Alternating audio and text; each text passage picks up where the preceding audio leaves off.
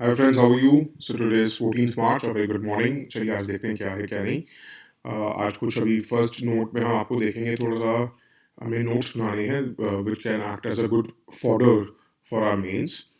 जैसे एक पेज 5 पे था कि chief justice of Odisha high court ने सारे डिस्ट्रिक्ट मजिस्ट्रेट्स को कहा है कि सरप्राइज विजिट्स कीजिए जेल्स में अपनी अपनी जुडिक्शन में और सबमिट करिए रिपोर्ट। वहाँ की कंडीशंस बताइए। आपको पता होगा जेल्स में हिंदुस्तान की बहुत ओवर क्राउडिंग है, खाना कैसा मिलता है, इनमेट्स के साथ सलूक कैसा होता है। नो डाउट वहाँ पे मोबाइल्स भी मिलते हैं, पैसा लेके बहुत कुछ सर्विसेज भी दी जाती हैं।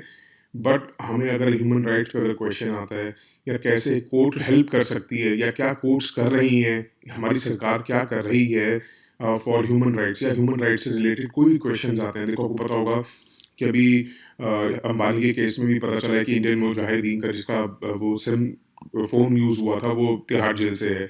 तो ऐसे ही ना कुछ अगर आपको रिलेटेड क्वेश्चन नहीं, उससे घुमा फिरा के कोई ऐसा कोई क्वेश्चन हो जो इससे रिलेट करता हो, तो आप कह सकते हैं, आप एग्जाम्पल दे सकते हैं कि chief justice of Odisha high court ने क्या रूलिंग दी है। और उन्होंने कहा है कि एक इंस्ट्रक्शंस भी दी है कि डिसकंटिन्यूएंस होनी चाहिए हैंड कफिंग की प्रिजनर्स की जेल्स में भी और while bringing them to the courts.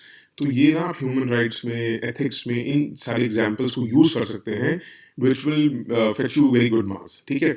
उस वक्त पेज 7 पे था, ये भी ह्यूमन राइट्स को लेके है, या राइट टू प्रिवेसी को लेके आप इसको यूज कर सकते हैं। या क्या आपको पता है जैसे आजकल ऑनलाइन गैजेट्स का बहुत ज़्यादा हो रहा है, तो राइट टू प्रिवेसी को कैसे यूज़ कर सकते हैं, या अगर किसी पर क्रिमिनल केस चल रहा है उसका राइट टू प्रिवेसी क्या रहेगा क्या नहीं रहेगा। ये आपके एथिक्स में भी काम आएगा, या आप अपने बाकी पेपर 1, पेपर 2, पेपर 3 में भी इसको यूज़ कर सकते हैं। एज एन एग्जाम्पल कि कर्नाटका हाई कोर्ट ने कहा है कि जो भी ऑफिसर, इन्वेस्टिगेशन ऑफिसर है, उसकी रिस्पॉन्सिबिलिटी है to safeguard the information. जो भी उस, अगर आपने सपोज क्रिमिनल केस में किसी को अरेस्ट किया है या उससे रिलेटेड केस में किसी को अरेस्ट किया है, तो उससे आपका जो उसकी इन्फॉर्मेशन आप लोगे, उससे जो भी उसके इलेक्ट्रॉनिक गैजेट्स है, स्मार्टफोन्स, कंप्यूटर, लैपटॉप्स, किसी से भी ईमेल अकाउंट से मिलेगी इन्फॉर्मेशन, वो आपको सेफ गार्ड रखना होगा। और अगर आप नहीं रखेंगे और अगर आपने किसी थर्ड पार्टी को लीक कर दिया, तो आपके अगेंस्ट प्रोसीडिंग्स शुरू हो सकती हैं। ठीक है, क्योंकि ये एक प्राइवेसी, राइट टू प्राइवेसी का मामला है। बट अगर आप सोचेंगे कि फिर उस वो अगर सपोज करिए किसी एक आदमी को अरेस्ट किया जाता है और वो कहता है कि भैया मैं नहीं दे सकता, मेरी राइट टू प्राइवेसी है, तो उसमें भी ये सुप्रीम कोर्ट की रूलिंग आई थी in justice Puttaswamy's case on right to privacy की एग्जाम्पशन है। इसको एक्सेप्शन में रखा गया था कि अगर आपसे पुलिस पूछेगी तो it is not a violation of right to privacy. उस अगर आपको किसी केस में, क्रिमिनल केस में अरेस्ट किया गया, तो आपको देना ही पड़ेगा। That is an exception.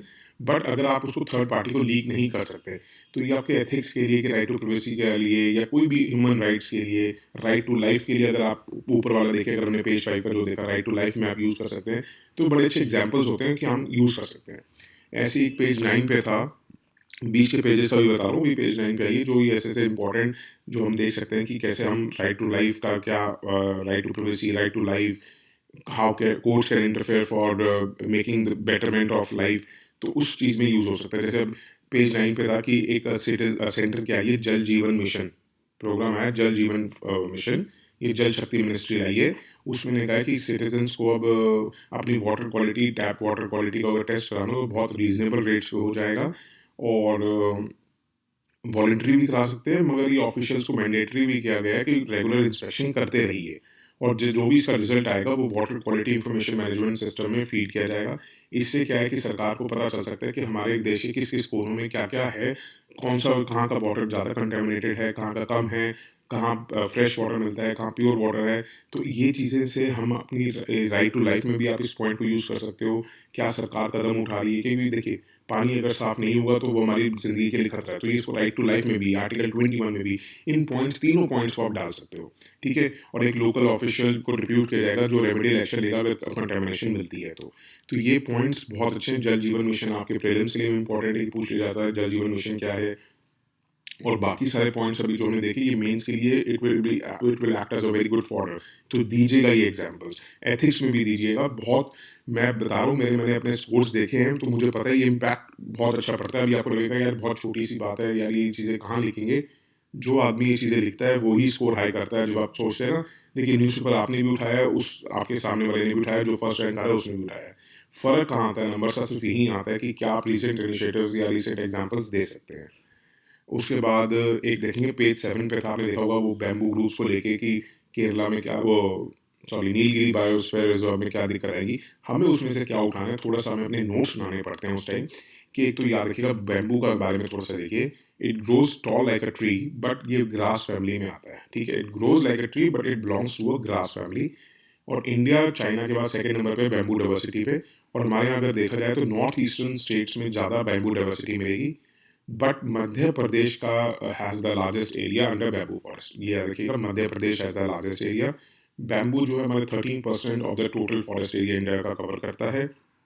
5वां पॉइंट ये है कि 35% मोर ऑक्सीजन रिलीज करता है ये देन ट्रीज। और एक रिपोर्ट आई थी जिसमें बैम्बू जो है 12 tons of carbon dioxide per hectare squeeze कर लेता है। 5वां पॉइंट। 6th पॉइंट है कि एक आपको पता होगा, इसका थोड़ा सा हम बैकग्राउंड देख लेते हैं। जब हम एक ट्री के बारे में देखेंगे तो देखेंगे कोई सेंटर कोई रूलिंग लाया था या कुछ लाया था। तो देखिए अब मैं अब आपको जो बता रहा हूँ, इंडियन फॉरेस्ट अमेंडमेंट ऑर्डिनेंस, इसके बाद ये बिल भी आ चुका है, उसके बाद ये एक्ट बन चुका है। बट हम ऑर्डिनेंस में से जाने कि सबसे पहले क्या इनिशिएटिव लिया गया था वो मैं बता रहा हूँ। ये मत सोचिएगा कि सर आप 2017 की ऑर्डिनेंस बता रहे हैं, उसके बाद तो ये एक्ट बन चुका है तो आप एक्ट क्यों नहीं बता रहे। मैं इसलिए ऑर्डिनेंस बता रहा हूँ क्योंकि सबसे पहले इनिशिएटिव इसको एज एन ऑर्डिनेंस लिया गया था, इसलिए मैं बता रहा हूँ कि जिसमें बैम्बू अगर आप नॉन फॉरेस्ट एरिया में उगाते हैं तो उसको ट्री नहीं माना जाएगा। सिर्फ इसलिए किया जाएगा था कि ताकि लोग इसको कल्टीवेशन करें, ताकि ग्रीन एरिया बढ़े, और इससे रेज भी होगी इनकम की, फार्मर्स की इनकम, ताकि वो काट के उसको बेच सके। दूसरा, फॉरेस्ट राइट एक्ट जो है 2006 की, बैम्बू को माइनर फॉरेस्ट प्रोड्यूस मांगती है। क्या मांगती है? Minor forest produce.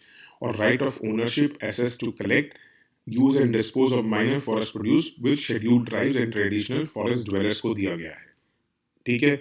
But bamboo याद रखिएगा जो फॉरेस्ट एरिया में ग्रो होगा वो इंडियन फॉरेस्ट एक्ट के प्रोविजंस में ही आएगा and would be treated as a tree and felling of it is not allowed. ये याद रखिएगा, जो बैम्बू आप अगर नॉन फॉरेस्ट एरिया में कर रहे हैं it will not be treated as a tree, आप उसको काट सकते हैं।